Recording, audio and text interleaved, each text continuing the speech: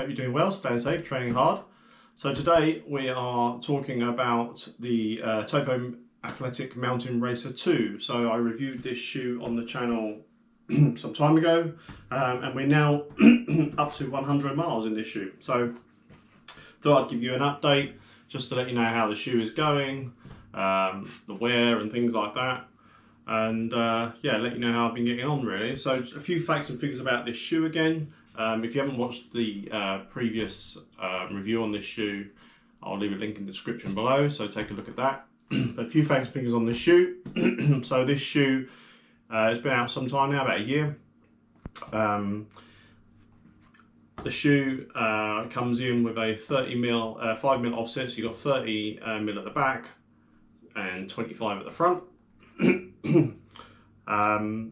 The shoe weighs in at 283 grams in the UK 9, and when it came out it was priced at £140. However, you can now get that online for about £110, so quite a good saving there.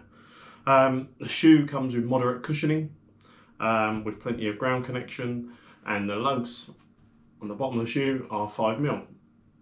There is no rock plate in this shoe, so something to consider depending on where you are planning to run the shoe.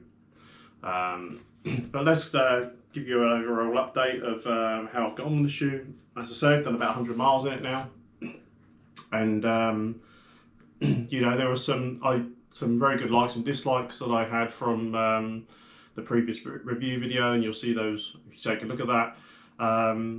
But just to run over a few of the key points that some of the likes were the vegan mega grip base layer. The fit was also a good like.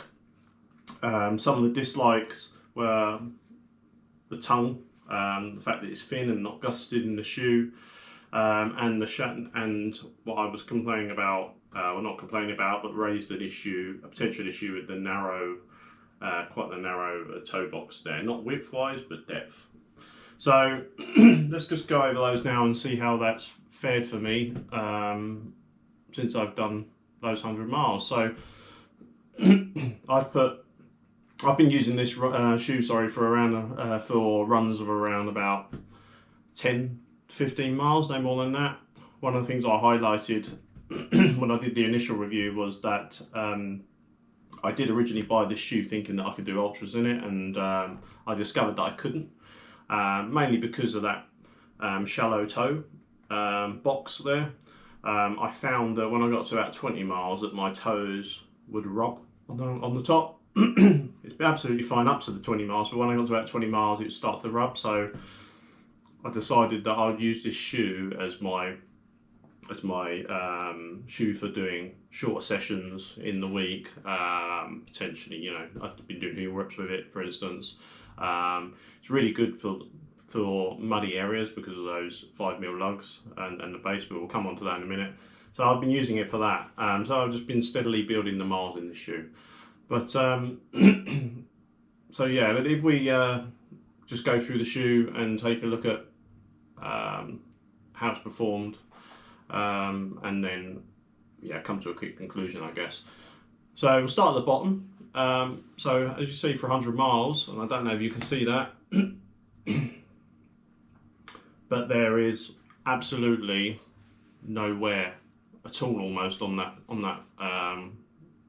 sole of the shoe. So the lugs are holding up really, really well, which is unusual for me on the shoe. Normally when I get to 100 miles, the heel starts to wear out because I'm an overpronator, particularly on the right shoe, this one. So I'll normally see wear along this side, but you can see there, absolutely nothing. The grip has worked exactly as I was expected to. The vegan mega grip has been brilliant. It has clung to everything.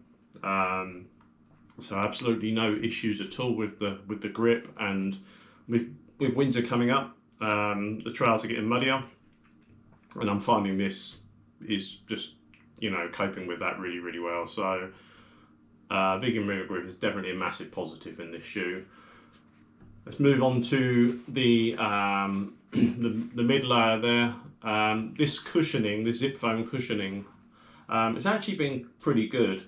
I mean, there is, for me, and there's another reason why I couldn't do ultras in this, there is a lot of ground feel in this shoe. Now I like a lot of ground feel, but not when I'm doing ultra distances. So if I'm training for an ultra and I'm running 20, 25, 26 miles, that ground feel connection thing actually starts to bug me after, you know, when I get to 20 miles, I'm thinking, you know, I wish I had a bit more cushioning.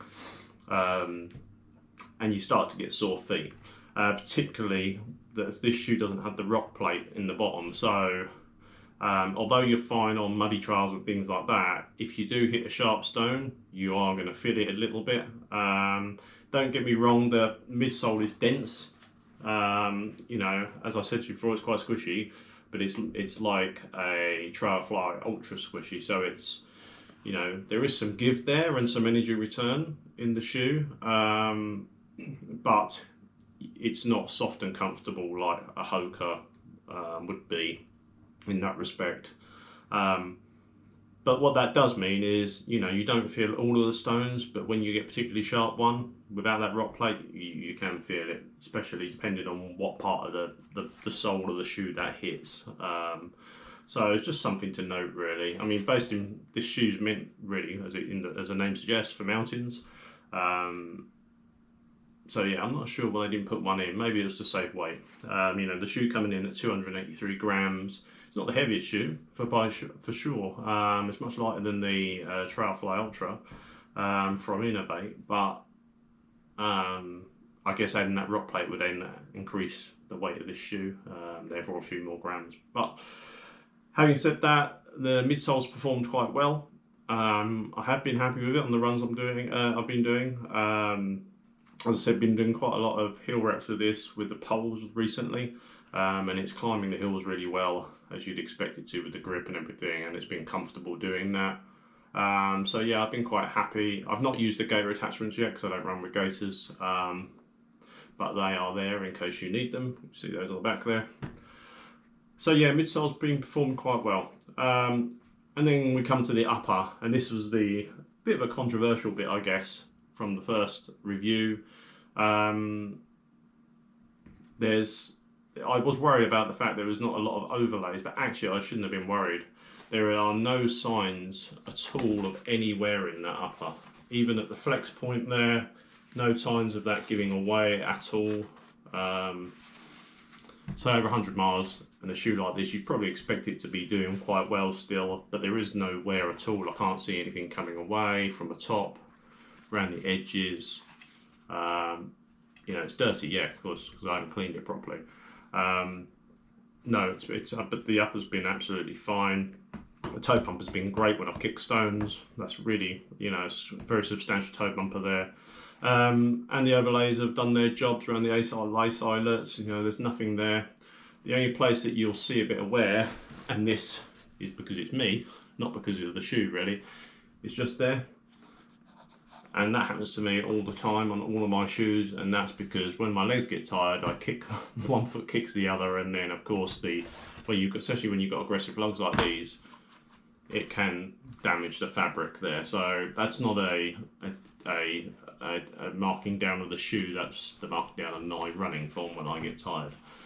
So the Topo hill count has been absolutely fine, very, very comfortable, no Achilles rubbing or anything like that. Now onto the tongue. So the tongue is thin, as I mentioned in the last one. You can see that there, that's how thin it is. There is not a lot of padding there at all.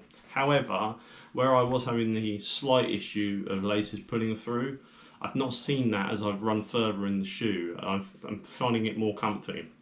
The tongue still slips around a little bit because of it's not gusseted, but they have got these loops in there, which I've tried to make better use of just by tightening the shoe better, and it has helped a little bit. So those two little orange loops there does help. I still would prefer the tongue to be gusseted. I just think it helps with a more snug fit. Having said that, because this fabric is so thin, and it is quite thin, it's sturdy, it's durable. You're certainly not gonna, it feels like it won't tear or anything like that, but it is thin, and because of that, it means you can really get a good lockdown with the shoe. Obviously the shoe being wide and me having wide feet, it fits my foot shape really, really well. If you've got a narrower foot, you may see some medial slippage left and right there. I don't know. You'd have to see. I mean, with the material being thin, you might still be able to get a good lockdown around the midfoot to hold your foot steady. So I don't know. Something you would have to try. I think try them on, see if you can get a good lockdown before you go running in them. It'd be worthwhile. But otherwise, you know, the app has not been as bad as I thought it was going to be. It's certainly improved over time. So yeah, I've been happy with that. The shallow toe box thing for me is still a bit of an issue. I mean, if you don't have any depth to your foot, then you'd be fine. It's just a shame because I think, you know, had that toe box been just had a little bit more depth to it, I think I could have, you know, maybe got a few more longer runs out of this. Although, you know, as I said, the midsole I think still caused me an issue if I went too far. So I'm not sure I'd still get an ultra out of it, but it would definitely be more comfortable when you got to 20 plus miles in the shoe. One thing we didn't go over when I did the initial review is the insoles here. So pretty thick, sturdy, they've held up quite well. You know, pretty good substance to those still, even after 100 miles. They've been quite comfortable. So that's a positive as well. So overall, yeah, I've been quite impressed with the shoe. It's certainly durable, that's for sure. There is no wear at all on this shoe, really. So yeah, I've been impressed with that. The zip phones performed well. I've been impressed with that as well. And the Vega and Mega Grip has also performed as you'd expect it to, excellently.